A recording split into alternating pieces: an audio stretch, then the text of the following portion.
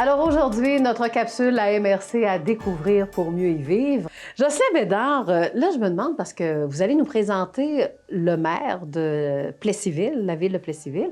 Vous le connaissez depuis longtemps? J'ai eu la chance de connaître Mario en 2015 en faisant partie du conseil des maires de la MRC. J'avais entendu parler de Mario qui travaillait à la polyvalente, mais je ne connaissais pas plus que ça. Mais ça n'a pas été long que Mario, c'est un gars qui est bien ouvert, hein, donc on s'est rendu compte que c'est quel genre de bonne personne que c'était. Fait que en 2015, on a commencé à travailler ensemble. Puis Mario, je dois vous dire que c'est une personne qui... Comment je m'essaie de trouver les bons mots, là? Ben, je pense que le meilleur mot là, qui va avec Mario, c'est généreux. C'est une personne qui est généreuse. C'est une personne qui va penser aux autres avant de penser à lui. Je le connais depuis 2015, mais surtout depuis la pandémie, depuis le printemps passé, on a eu affaire ensemble souvent.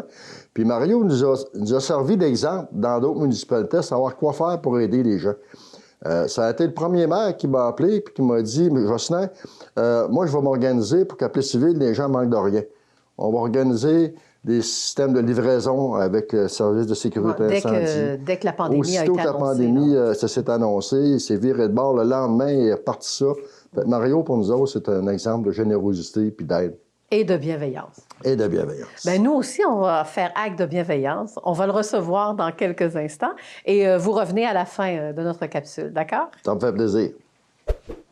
La MRC de l'érable à découvrir pour mieux y vivre. D'ailleurs, on retrouve à l'intérieur de la MRC de l'érable la ville de Plessisville, alors qui est la ville-centre. Donc, Mario Fortin qui dirige cette magnifique ville en passant.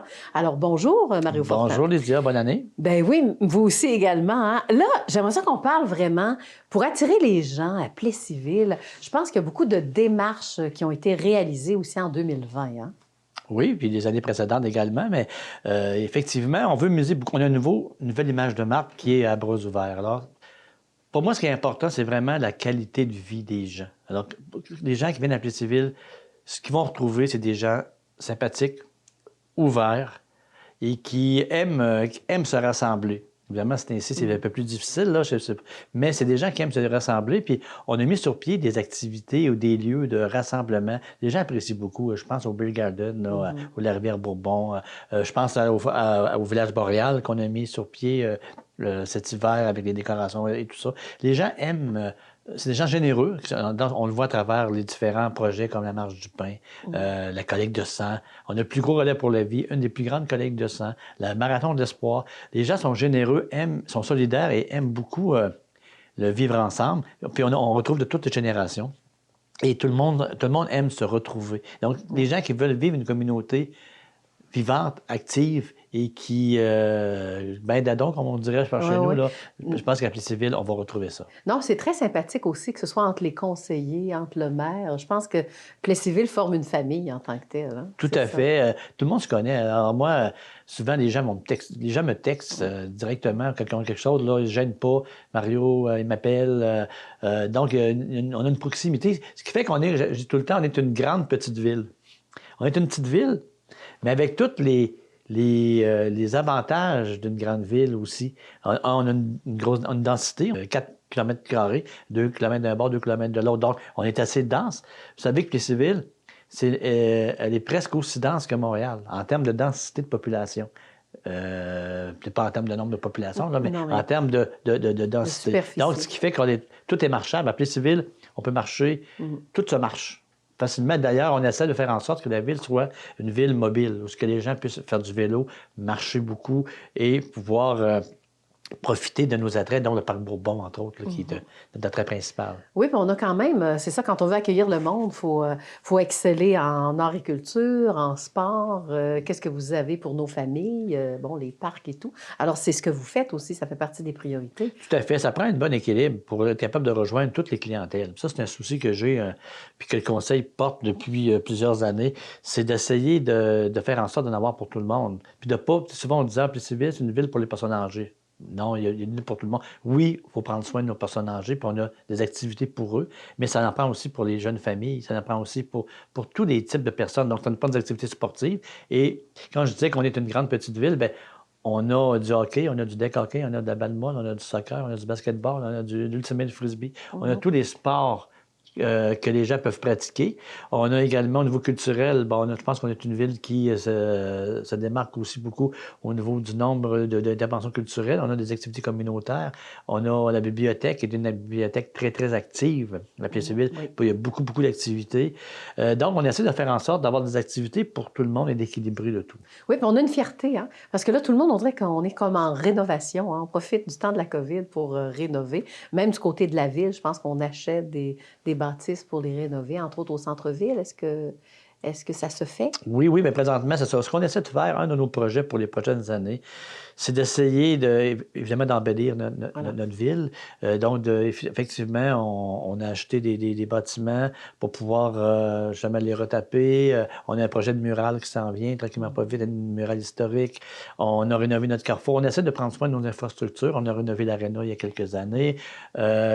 Et évidemment, il reste nos rues. Oui. On a encore du travail à faire sur nos rues, mais ça, c'est un autre débat qu'on pourra se parler plus éventuellement. C'est sûr qu'il reste beaucoup à faire, mais on a beaucoup mis d'accent pour créer des lieux de rassemblement et des lieux conviviaux. Oui. Puis un beau lieu, c'est la maison créative Armand Vaillancourt. Tout à fait, oui. On sait qu'Armand Vaillancourt, c'est un de nos ambassadeurs Oui, à l'extérieur oui. aussi. Alors ça aussi, c'est une fierté. Oui, d'ailleurs, on connaît que la passerelle qui porte son nom, Oui, qui est rendu un attrait. Je dis tout le temps, c'est notre tour Eiffel, là, à toute proportion gardée, dans le sens que c'est une identité pour notre ville. Oui. Le parc Bourbon, le Bear Garden, la passerelle. Ça fait des belles photos. Ça fait des belles photos, effectivement, puis ça fait des lieux un lieu de paix aussi, parce que ceux qui se promènent dans le parc Bourbon le matin ou peu importe, c'est un lieu qui est vraiment avec l'éclairage. On a éclairé la chute, on va éclairer la passerelle l'an prochain. Donc, c'est des lieux qui sont agréables, surtout c'est ainsi, à se promener. Ouais.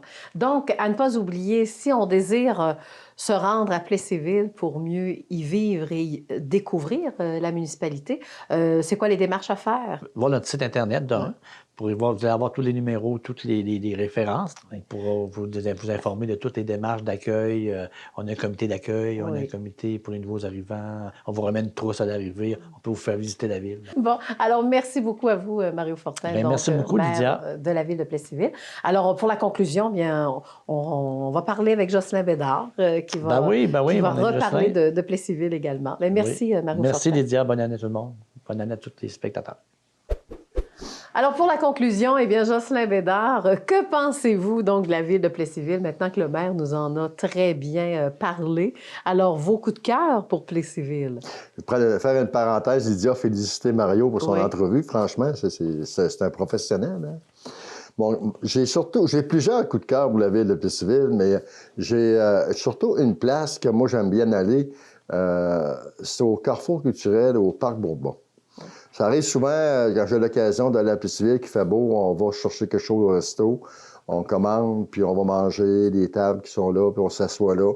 Sur le bord de la rivière, c'est le fun parce que les gens prennent des marches, puis ça donne l'occasion de parler avec eux autres, puis d'admirer la nature qu'il y a là. Puis ceux qui ont une petite canne à pêche, ben, peuvent agacer la truite, les truites de temps en temps.